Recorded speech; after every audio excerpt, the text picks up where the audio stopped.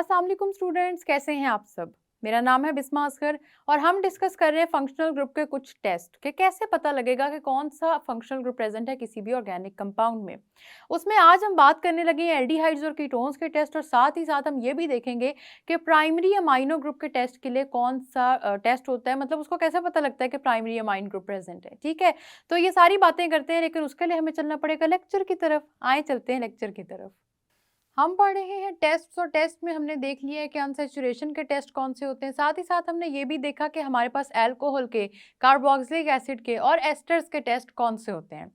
अब इस लेक्चर में हम जिन टेस्ट की बात करने लगे वो है एल्डिहाइड्स के टेस्ट और कीटोन्स के टेस्ट। जाहिर सी बात है, सारे के सारे फंक्शनल ग्रुप पढ़े हैं तो सबके टेस्ट भी बड़े इंपॉर्टेंट हैं। हम साथ ही साथ ये भी देखेंगे हमारे पास जो अमाइनो ग्रुप था, आप सबको याद भी होगा कि जैसे हमने नाइट्रोजन के 3 बॉन्ड देखे थे, उसको कैलकुलेट किया था, फिर तीनों में बारी बारी मिथाइल ग्रुप्स अटैच किए थे। उन्हीं नाइट्रोजन में अमाइनो ग्रुप्स में जो हमारे पास प्रेजेंट होते हैं उनके टेस्ट को भी देखेंगे। तो सबसे पहले हम बात करते हैं यहाँ पे एल्डिहाइड के टेस्ट की। ठीक है, एल्डिहाइड का जो टेस्ट होता है ना स्टूडेंट, इसमें सबसे पहला इंपॉर्टेंट टेस्ट है सोडियम बाइसल्फाइड का। सोडियम बाइसल्फाइड का ये इंपॉर्टेंट टेस्ट है और ये आप सबने भूलना नहीं है। इंपॉर्टेंट मैं क्यों कह रही हूँ, क्योंकि देखें अगर आपके पास पेपर में इनमें से कोई आया और याद ना रहा तो देखिए मसला तो हो जाएगा। तो स्टूडेंट्स सबने याद रखना है, यहाँ पे आपने क्या करना है कि हमारे पास 0.2 ग्राम्स या फिर आपने 0.5 क्यूबिक सेंटीमीटर ले लेना है अपना ऑर्गेनिक कंपाउंड, कोई भी कंपाउंड। ठीक है, और उसके अंदर आपने 1 to 2 cubic centimetre saturated solution मिलाना है। कितना मिलाना है? 1 to 2 cubic centimeter saturated solution of sodium bisulfate। Sodium bisulphate का सैचुरेटेड सॉल्यूशन का मतलब क्या हुआ कि उसके अंदर आपके पास वाटर की क्वांटिटी कम हो और सोडियम बाइसल्फाइड इतना ज़्यादा प्रेजेंट हो कि आपके पास पूरा का पूरा डिजोल्व हो चुका हो। तो हमारे पास सोडियम बाइसल्फाइड के सैचुरेटेड सॉल्यूशन का क्या मतलब है कि आपके पास जो सॉल्यूशन है water should be very less and उसके अंदर सारा का सारा सोडियम बाइसल्फाइड डिसॉल्व हुआ। सैचुरेटेड का मतलब ही ये होता है कि आपको सॉल्यूशन बनने के बाद सोडियम बाइसल्फाइड अलहदा से नजर ना आए, बल्कि वो सारा का सारा डिसॉल्व हो चुका हो। क्वांटिटीज बहुत इंपॉर्टेंट है, ये आप सबने याद रख लेना है, इन क्वांटिटीज को भूलना नहीं है। अब एंड रिजल्ट क्या होगा कि जब आप सोडियम बाइसल्फाइड में 0.2 ग्राम्स या 0.5 क्यूबिक सेंटीमीटर ऐड कर देंगे एल्डिहाइड का, तो यहाँ पे आपके पास व्हाइट कलर का प्रेसिपिटेट बनेगा। व्हाइट प्रेसिपिटेट फॉर्मेशन होगी और साथ ही साथ ये व्हाइट प्रेसिपिटेट क्रिस्टलाइन फॉर्म में होगा। ये भी आप सबने याद रखना है, क्रिस्टलाइन व्हाइट प्रेसिपिटेट्स होंगे। ठीक है, ये बात समझ में आ रही है कैसे हो रहा है कि आपके पास एल्डिहाइड आपने लिया 0.2 ग्राम्स ले लें या 0.5 क्यूबिक सेंटीमीटर ले लें गिवन कंपाउंड का, और उसके साथ 1 to 2 cubic centimetre saturated sodium bisulphide. Saturated का क्या मतलब होता है वो मैंने आपको समझा दिया है। यहाँ पे सोल्यूशन की जो क्वांटिटीज हैं और जो कंडीशंस हैं कि आपने किस तरह से कोई सोल्यूशन लेना है, इनको बहुत ही ज़्यादा आपने फोकस में रखना है और करना है, क्योंकि अगर आप इनको फोकस में नहीं रखते स्टूडेंट्स और आप इनको याद नहीं रखते तो फिर बड़ा मसला हो जाएगा। आपको ये याद नहीं रहेगी और एमसीक्यूज में अगर इनसे रिलेटेड क्वेश्चन आ गया तो भूल जाएगा। एक तो ये इंपॉर्टेंट टेस्ट है सोडियम बाइसल्फाइड का। इसके अलावा भी हमारे पास एक इंपॉर्टेंट टेस्ट है जिसकी हम अब बात कर लेते हैं। हम एल्डिहाइड के टेस्ट की ही बात कर रहे हैं और यहाँ पे जो दूसरा टेस्ट है उसको कहते हैं फेलिंग सॉल्यूशन टेस्ट। ठीक है, फेलिंग सॉल्यूशन टेस्ट। अब फेलिंग सॉल्यूशन टेस्ट क्या होता है उसके बारे में बात करते हैं। हमने लेना होता है फेलिंग सॉल्यूशन ए और B in a test tube. अब ये क्या चीज़ होती है, आपके पास लेबोरेटरी में फेलिंग सॉल्यूशन नाम के सॉल्यूशंस पड़े होते हैं। ठीक है, अब मैं उनकी डिटेल में जाके आपको भी कंफ्यूज नहीं करूंगी, सिर्फ आपने इतना याद रखना है कि वो ऐसी टेस्ट ट्यूब्स पे होते हैं कि उनके ऊपर ए और बी की नंबरिंग हुई होगी या लिखा होगा, स्टिकर्स लगे होंगे, जिससे पता लग जाएगा कि इसके अंदर सॉल्यूशन मौजूद है। ए सॉल्यूशन, फेलिंग सॉल्यूशन दो तरह के होते हैं, एक होता है ए और दूसरा होता है बी। इन दोनों की मौजूदगी जो होगी आपने क्या करना है, इन दोनों का सॉल्यूशन लेना है। अब इनके इक्वल वॉल्यूम्स को लेना है। इक्वल वॉल्यूम्स का क्या मतलब हुआ कि अगर आप इन 1 क्यूबिक सेंटीमीटर ले रहे हैं एक का तो 1 ही आप लेंगे दूसरे का। 2 क्यूबिक सेंटीमीटर ले रहे हैं फेलिंग सोल्यूशन ए का तो बी का भी 2 लेंगे। तो आपने ये बात याद रखनी है कि इन दोनों के इक्वल वॉल्यूम्स लेने और उनको मिक्स कर देना है। और अब इसके अंदर अब आपने ये जो फेलिंग सोल्यूशन का मिक्सचर लिया है ए और बी का, इसके अंदर आपने पिंच ऑफ ऑर्गेनिक कंपाउंड भी मिक्स कर देना है। ठीक है, pinch of organic compound mix कर दें और साथ ही क्या करें कि इसको बॉईल कर लें 5 मिनट्स के लिए। जब आप इसको बॉईल करेंगे ना फॉर 5 मिनट्स, तो अब यहाँ पे क्या होगा कि एल्डिहाइड ग्रुप की प्रेजेंस नजर आने लग जाएगी। कैसे नजर आएगी कि प्रेसिपिटेट्स बनेंगे, फिर से आपके पास सोडियम बाइसल्फाइड में व्हाइट प्रेसिपिटेट्स बने थे ना, यहाँ पे आपके पास जो प्रेसिपिटेट्स बनेंगे स्टूडेंट्स वो होंगे रेड कलर में। ठीक है, रेड प्रेसिपिटेट्स बनेंगे, इसी वजह से मैंने रेड कलर कर दिए। व्हाइट कलर का मेरे पास अभी कोई पेन था नहीं तो मैंने आपको इसी तरह दिखा दिए, रेड प्रेसिपिटेट्स बनेंगे। ये बात आप सबने याद रखनी है कि फेलिंग सॉल्यूशन में आपके पास रेड कलर के प्रेसिपिटेट्स बनेंगे और सोडियम बाइसल्फाइड में आपके पास कौन से कलर के बनेंगे, व्हाइट क्रिस्टलाइन प्रेसिपिटेट्स। ठीक है, ये बातें याद रखनी है। अब हम चलते हैं कीटोनिक ग्रुप की तरफ कि क्या पता आपके पास अब जो नेक्स्ट कंपाउंड हो वो हो कीटोन्स। ठीक है, कीटोन्स की बात हम एल्डिहाइड्स के साथ क्यों करते हैं, क्योंकि हमारे पास ये जो इनका फंक्शनल ग्रुप है ना, ये थोड़ा सा सिमिलर होता है।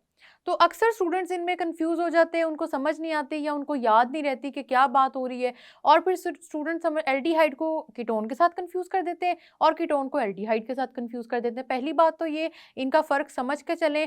फ़र्क नहीं समझेंगे तो आपके लिए 12th की केमिस्ट्री में इनकी डिटेल पढ़ना बड़ा मुश्किल हो जाएगा और फिर सब कहेंगे कि आपको 10th में किसी टीचर ने सही तरह समझाया नहीं था। इसीलिए ज़रा मेरी इज्जत का ख्याल करें और कीटोन्स और एल्डिहाइड का याद रखिएगा कि इनमें फ़र्क क्या है। आपके पास कीटोन में सिर्फ C double bond O functional group होगा, एल्डिहाइड में कार्बन, हाइड्रोजन, ऑक्सीजन तीनों ही होंगे।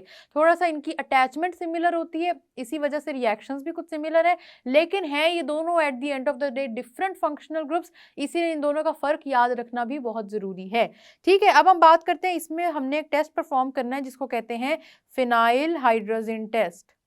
ठीक है, फिनाइल हाइड्रोजन टेस्ट, ये नाम बड़े इंपॉर्टेंट है स्टूडेंट्स, ये नाम पेपर में पूछे जाते हैं। अभी आपको सिर्फ इनके नाम सुन के थोड़ी कंफ्यूजन हो रही होगी, लेकिन जब हम इनकी एनिमेशंस आपको दिखाएंगे ना तो उम्मीद है कि आपको वो याद रह जाएगा, क्योंकि विजुअली हमेशा चीज़ें देख के भूलती नहीं है, चीज़ें याद रह जाती हैं। कीटोन्स के लिए टेस्ट परफॉर्म कर रहे हैं फिनाइल हाइड्रोजन टेस्ट। इसमें हम क्या करेंगे, ऑर्गेनिक कंपाउंड लेंगे, pinch of organic compound, pinch का मतलब वही चुटकी ऑफ ऑर्गेनिक कंपाउंड, और 2 cubic centimetre phenyl hydrogen solution ले लेंगे। ठीक है, फिनाइल हाइड्रोजन सॉल्यूशन कौन सा होगा, इसकी भी डिटेल में अभी जाने की आपको ज़रूरत नहीं है, सिर्फ आपको इतना पता होना चाहिए कि ये आपके लेबोरेटरी में पढ़े होंगे, लेबोरेटरी में पढ़े हैं। फिनाइल हाइड्रोजन देखें किसके ऊपर लिखा है, उसको उठाएं, उसका 2 क्यूबिक सेंटीमीटर लें, और थोड़े से पिंच ऑफ ऑर्गेनिक कंपाउंड में ऐड कर दें। अब होगा क्या, आपके पास प्रेसिपिटेट्स बनेंगे। देखें एल्डिहाइड्स में भी प्रेसिपिटेट्स बन रहे थे, कीटोन्स में भी प्रेसिपिटेट बन रहे हैं, तो समझ आ रहा है कि थोड़ी सी सिमिलैरिटी है, इसीलिए स्टूडेंट्स कंफ्यूज कर जाते हैं, लेकिन functional group at the end of the day different है। सिमिलैरिटी का मतलब ये कि इनको देख के ना आपस में थोड़ी सी कंफ्यूजन होती है। इसका मतलब ये नहीं है कि ये दोनों फंक्शनल ग्रुप एक ही हैं, आप इनको एक जैसा लिखें, इंटरचेंज कर लें या समझें कि इनके रिएक्शन सेम होंगे। सिर्फ क्योंकि इनमें एटम्स जो है ना वो एक जैसे होते हैं, इसलिए इनको देख के थोड़ी सी कंफ्यूजन होती है। अब आपके पास बनेंगे रिजल्ट में ऑरेंज रेड प्रेसिपिटेट्स। ठीक है, ऑरेंज रेड प्रेसिपिटेट्स इंडिकेट कर देंगे कि आपके पास सॉल्यूशन किस में कौन सा ऑर्गेनिक कंपाउंड मौजूद है, वो इंडिकेट करेगा कि आपके पास सॉल्यूशन में जो ऑर्गेनिक कंपाउंड मौजूद है वो है कीटोन। ठीक है, कीटोन का फिनाइल हाइड्रोजन हमारे पास एक टेस्ट था जो हमने पढ़ लिया। दूसरा टेस्ट है हमारे पास sodium nitroprusside test. Sodium nitroprusside test भी बहुत इंपॉर्टेंट टेस्ट है, ये भी आप सबने नहीं भूलना। सोडियम नाइट्रोप्रोसाइड के स्पेलिंग देख लें, अक्सर स्टूडेंट्स को इनके स्पेलिंग याद नहीं रहते और फिर उसके बाद क्या होता है कि पेपर में ना इन चीज़ों में बड़ी गड़बड़ हो जाती है। इस वजह से ध्यान रखने, आपने क्या करना है कि 2 क्यूबिक सेंटीमीटर लेना है अपना सोडियम नाइट्रोप्रोसाइड का सोल्यूशन, जिसको हम यहाँ पे कंसिडर कर रहे हैं। ठीक है, सोडियम नाइट्रोप्रोसाइड ये जो आपके पास प्रेजेंट है, और आपने क्या करना है, टेस्ट ट्यूब में इसके अंदर 2 to 3 ड्रॉप्स सोडियम हाइड्रोक्साइड के डाल देने हैं। ठीक है, ये आपने लिया सोडियम नाइट्रोप्रोसाइड का सोल्यूशन, साथ ही साथ आपने इसके अंदर डाल देने हैं 2 to 3 drops of sodium hydroxide. ठीक है, समझ आ रही है। ये क्योंकि लेबोरेटरी के टेस्ट है, हो सकता है आप कहें कि नहीं इतनी खास समझ में तो नहीं आ रही, लेकिन फिर भी याद तो करना पड़ेगा क्योंकि हमने इस पे पेपर भी देना है। तो आप जब देखेंगे विजुअली तब आपको ज़्यादा अच्छा समझ भी आ जाएगा। खैर अभी आपने 2 to 3 ड्रॉप्स इसमें सोडियम हाइड्रोक्साइड के डाल देने, एंड देन इसके अंदर पिंच ऑफ ऑर्गेनिक कंपाउंड डाल दें। पिंच ऑफ ऑर्गेनिक कंपाउंड डालने के बाद क्या होगा, जब ये तीनों चीज़ें मिक्स होंगी ना तो आपके पास रेड कलर बनना शुरू हो जाएगा पूरे सॉल्यूशन का। प्रेसिपिटेट्स नहीं बन रहे लेकिन रेड कलर बन जाएगा। तो कीटोन्स के 2 टेस्ट में आपने देखा दोनों में रेड थोड़ा कॉमन है। आपके पास फिनाइल हाइड्रोजन में ऑरेंज रेड बन रहा था कलर, अब आपके पास सोडियम नाइट्रोप्रोसाइड सोल्यूशन में क्या होगा कि यहाँ पे भी रेड कलर का सोल्यूशन बनेगा, लेकिन प्रेसिपिटेट्स नहीं है। 2 क्यूबिक सेंटीमीटर सोडियम नाइट्रोप्रोसाइड है, 2 to 3 ड्रॉप सोडियम हाइड्रोक्साइड है और पिंच ऑफ ऑर्गेनिक कंपाउंड है। ये चीज स्टूडेंट्स आप सबने याद रखनी है। आखिरी टेस्ट है हमारे पास कीटोन्स के लिए फेलिंग्स टेस्ट, लेकिन इसकी मजेदार बात मैं आपको अभी बता देती हूँ। फेलिंग्स टेस्ट क्या होता है कि फेलिंग्स टेस्ट में आपने वही करना है जो ऑलरेडी आपने किया था एल्डिहाइड के लिए। क्या किया था हमने एल्डिहाइड के टेस्ट के लिए? एल्डिहाइड में हमने क्या किया था अभी हम देख लेते हैं कि एल्डिहाइड में हमने किया फेलिंग सोल्यूशन में कि हमने सोल्यूशन का ए और बी पार्ट लिया, उनको मिक्स किया, फिर उसके अंदर ऑर्गेनिक कंपाउंड का थोड़ा सा पिंच मिक्स कर दिया, बॉईल किया और रेड प्रेसिपिटेट्स बन गए। ठीक है, ये आपने किया एल्डिहाइड में। लेकिन जब आप यही टेस्ट परफॉर्म करेंगे ना स्टूडेंट्स कीटोन्स पे, तो आपके पास कोई रिएक्शन नहीं होगा। ठीक है, दोनों में फर्क समझ आ रहा है? No reaction. नो रिएक्शन का मतलब क्या है? मतलब ये है कि ये फेलिंग का सोल्यूशन ए और बी मिक्स होके एल्डिहाइड के साथ तो रिएक्ट करेंगे, लेकिन ये कभी भी आपके कीटोन के साथ रिएक्ट नहीं करेंगे। ये बात आप सबने याद रखनी है कि आपका फेलिंग सोल्यूशन एल्डिहाइड में तो रेड प्रेसिपिटेट्स देता है, कलर देता है, ठीक है, अपना रिजल्ट देता है, लेकिन अगर आपने फेलिंग सोल्यूशन के अंदर ऑर्गेनिक कंपाउंड डाला वो कीटोन है तो कोई रिएक्शन ही नहीं होगा। सीरियस से बात आपने याद रखनी है कि रिएक्शन ही नहीं होना। ठीक है, रिएक्शन होगा फिर उसके बाद कंपाउंड बनेगा, वो तो एक अलग बात है, यहाँ पे कोई रिएक्शन ही नहीं होगा। तो ये बात आप सबने याद रखनी है। अब हमारे पास एक टेस्ट और रह गया और वो है test for primary amino group. Amino group याद रख लें, बस इतना आपने याद रखना है। प्राइमरी है, सेकेंडरी है, टर्शरी है, वो बातें हम बाद में करेंगे। प्राइमरी सेकेंडरी टर्शरी का थोड़ा सा डिफरेंस मैंने आपको समझाया था, इससे वो वाला डिफरेंस याद रखिएगा कि हम किस बेस पे कहते हैं प्राइमरी सेकेंडरी टर्शरी। तो यहाँ पे हम जिस अमाइनो ग्रुप की देख रहे हैं ना टेस्ट परफॉर्म करें, वो आप सब याद कर लें कि वो प्राइमरी है। अब हमने प्राइमरी अमाइनो ग्रुप लिया है, ठीक है, और इसके अंदर हम परफॉर्म कर रहे हैं कार्बाइल अमाइन टेस्ट।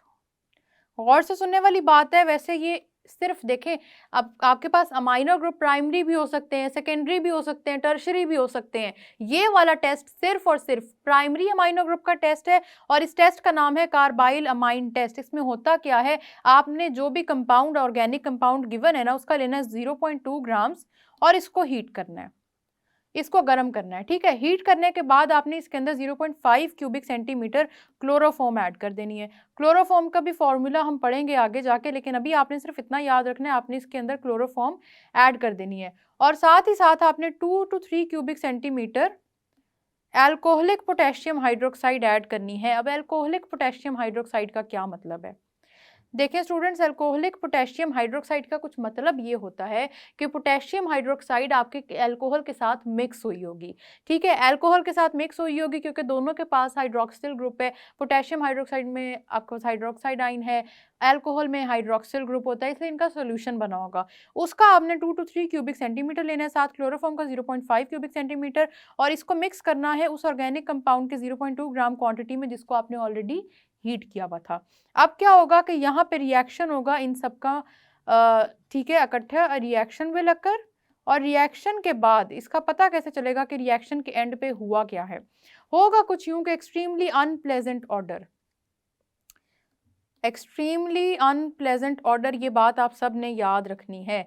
अनप्लेजेंट का मतलब होता है बहुत ख़राब सी, जिसको ना अच्छी नहीं लग रही होगी, इरिटेट कर रही होगी वो स्मेल, ऐसी स्मेल आनी शुरू हो जाएगी।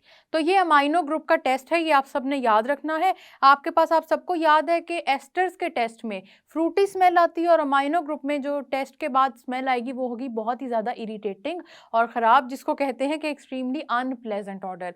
तो ये वाले टेस्ट थे, ये कुछ टेस्ट थे और इनको याद रखना बहुत ज़रूरी है। अब इसके बाद हम आपको एनिमेशंस दिखाएंगे ताकि आपको थोड़ा सा बेहतर याद हो सके कि कौन सा टेस्ट कैसे परफॉर्म हो रहा है और वो किस तरह के रिजल्ट्स प्रोड्यूस कर रहा है। तो स्टूडेंट्स, हमने बात की है अभी अभी कुछ टेस्ट के बारे में, और टेस्ट के बारे में बात करने के बाद मैं अब आपको बताना चाहती थी, एक क्वेश्चन आपके साथ बेसिकली सॉल्व करना चाहती थी, जिसमें मैंने ये देखना है कि आपको फंक्शनल ग्रुप्स की आइडेंटिफिकेशन करनी आती है कि नहीं। बुक से बाहर हम कुछ भी सॉल्व नहीं करते क्योंकि हमारी बुक के ही इतने अच्छे इंटरेस्टिंग क्वेश्चन है कि उनको सॉल्व करते करते हमारा कॉन्सेप्ट हो जाता है क्लियर। तो अभी हम जिस क्वेश्चन की बात करें, ये आपकी बुक की एक्सरसाइज का एक्सटेंसिव क्वेश्चंस में क्वेश्चन नंबर 10 है, और इसको सॉल्व करके हमें ये पता लग जाएगा कि हमें किस तरह से आइडेंटिफाई करना है कंपाउंड्स के अंदर अपने फंक्शनल ग्रुप्स को। क्वेश्चन है ही ये कि identify the functional group in all these compounds. आपने फंक्शनल ग्रुप को आइडेंटिफाई करना है। जब भी अलग-अलग पढ़ रहे होते हैं ना फंक्शनल ग्रुप, तो बड़ा ईजी इजी होता है सबका लिखना, ठीक है, एग्जाम्पल लिखी, इंक्लूड किया फंक्शनल ग्रुप और एग्जाम्पल लिखे, बात खत्म कर दी। लेकिन जहाँ बात आती है ना कि इकट्ठे सारे कंपाउंड्स ही हों, फिर हमें हो जाती है अक्सर कन्फ्यूजन। आज हम उस कन्फ्यूजन को दूर करेंगे और देखेंगे कि हमारे इन 6 के 6 कंपाउंड्स में फंक्शनल ग्रुप कौन से प्रेजेंट हैं, और मैं आपको बताऊंगी कि आइडेंटिफाई कैसे करना होता है, ठीक है। सबसे पहले हम इस फर्स्ट पार्ट की तरफ आते हैं। फर्स्ट पे गौर करें, आप देख सकते हैं कि कार्बन, हाइड्रोजन, ऑक्सीजन, ये 3 ऐसे एटम्स हैं जिसकी मैंने पहले बात की कि ज्यादा फंक्शनल ग्रुप इन 3 पर डिपेंड कर रहे होते हैं, ठीक है। पहले को देखें, आपको कार्बन और ऑक्सीजन नजर आएगा।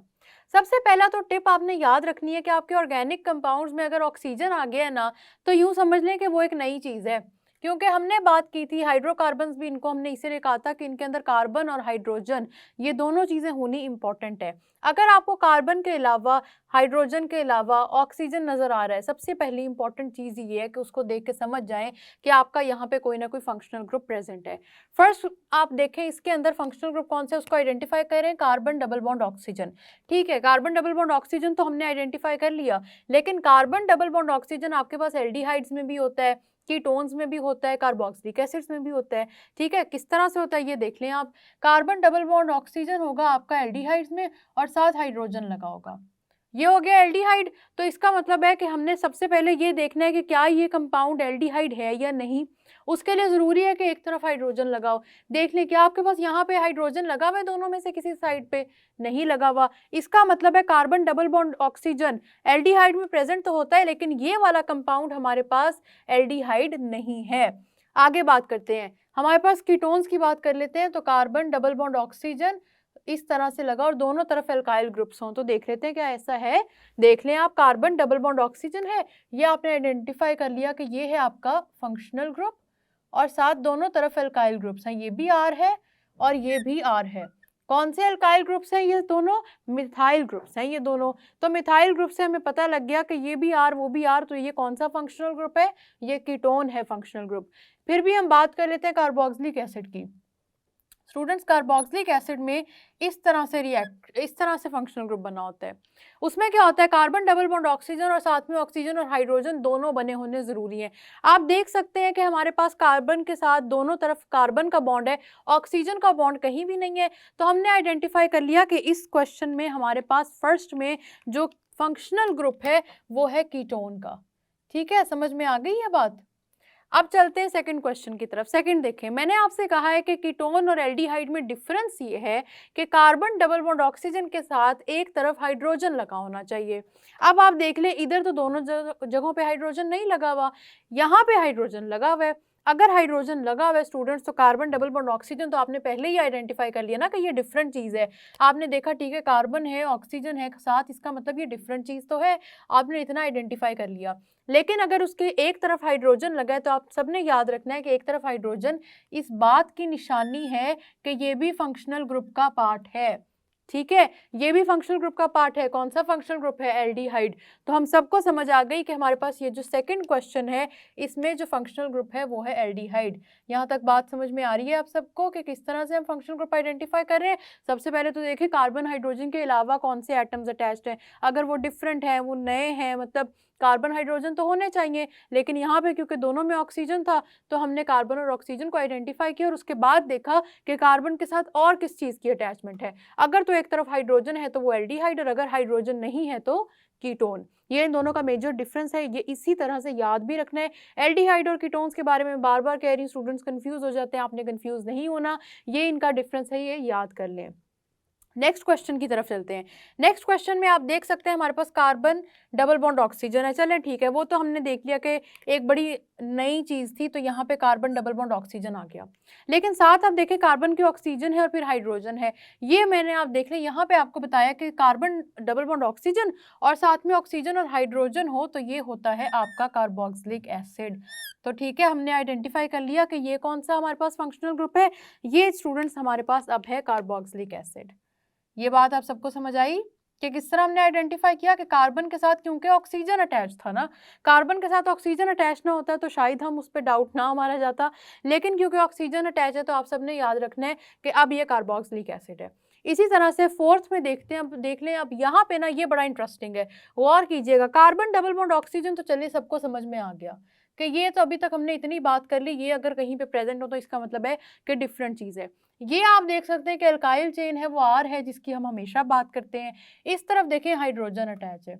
अब कुछ स्टूडेंट्स कहेंगे, समझेंगे कि शायद हाइड्रोजन एक ही तरफ होना चाहिए, ये कन्फ्यूजन आती है। लेकिन एल्डिहाइड को आप ये देखें, ये वाला स्ट्रक्चर अगर आप फ्लिप कर दें, आप इसको ऑपोजिट साइड पे ले जाएं, तो आपका हाइड्रोजन अब इस तरफ आ जाएगा। ठीक है, हाइड्रोजन आपके राइट साइड पे भी हो सकता है, हाइड्रोजन लेफ्ट साइड पे भी हो सकता है। ये जो मैंने आपको एल्डिहाइड का स्ट्रक्चर बना के दिखाया है, ये इस तरह से भी हो सकता है।